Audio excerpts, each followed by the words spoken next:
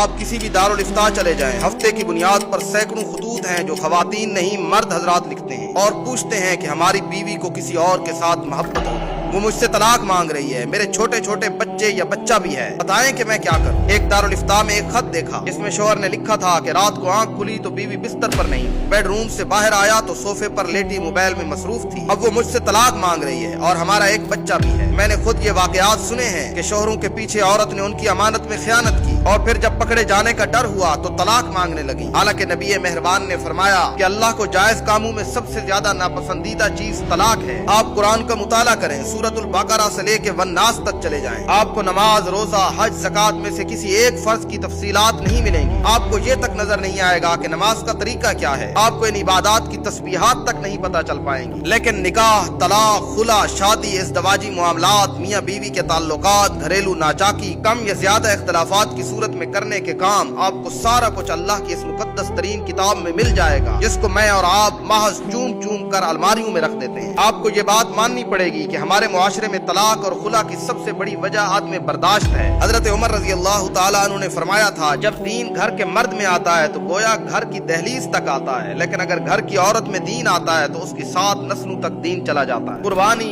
इसार, एहसान, दरगुजर, माफी, मोहब्बत और इज्जत, ये इस्लाम और कुरान की डिक्शनरी में आते हैं। कमाल तो ये है कि हमारे फैमिली सिस्टम में महज मुकाबला बाकी रह गया है, ये सारी चीजें खत्म हो चुकी हैं। कुछ खवातीन की खत्म न होने वाली ख्वाहिशात ने मुआशरे को जहन्नम में तब्दील किया। इलेक्ट्रॉनिक मीडिया, टीवी सीरियल, फिल्मों ने घर, गांव और कच्ची बस्तियों में रहने वाली लड़कियों तक के दिल में शाहरुख खान जैसा आइडियल पैदा कर दिया है। फिर सबसे बड़ी तबाही इस व्हाट्सएप और सोशल मीडिया ने मचाई। पहले लड़कियां गुस्से में होती थी या नाराज होती थी तो उनके पास अम्मा, अब्बा और दीगर लोगों तक रसाई का जरिया नहीं होता था। शौहर शाम में घर को आता, बीवी का हाथ थाम कर मोहब्बत के 4 जुमले बोलता, कभी आइसक्रीम खिलाने ले जाना और कभी टहलने के बहाने कुछ देर का साथ मिल जाना, और इस तरह दिन भर का गुस्सा और शिकायत रफा हो जाया करती थी। लेकिन अभी इधर गुस्सा आया नहीं और उधर व्हाट्सएप पर सारे घर वालों तक बात पहुंच चुकी होती है। फिर इसकी वजह से या तो पूरे का पूरा खानदान तबाह बर्बाद हो जाता है या फिर नतीजा खुदकुशियों की सूरत में निकलता है। और तुमसे मैं इतना कहूंगा कि एक बात याद रखो और अपने दिमागों में बिठा लो, कुरान का यही हुक्म है, अल्लाह के रसूल ने यही कहा कि मर्द की घर में वही हैसियत है जो सरबराह हुकूमत की रियासत में होती है। अगर आप रियासत की बेहतरी की बजाय हर वक्त सरबराह से बगावत पर आमादा रहेंगे तो रियासत का कायम रहना मुश्किल हो जाएगा। जिसको अल्लाह ने जो इज्जत और मकाम दिया है उसको वही इज्जत और मकाम देना सीखें, और अगर ऐसा नहीं करेंगे तो आप अपनी जिंदगी को जहन्नम बना बैठेंगे और आप अपने घर को तोड़ बैठेंगे।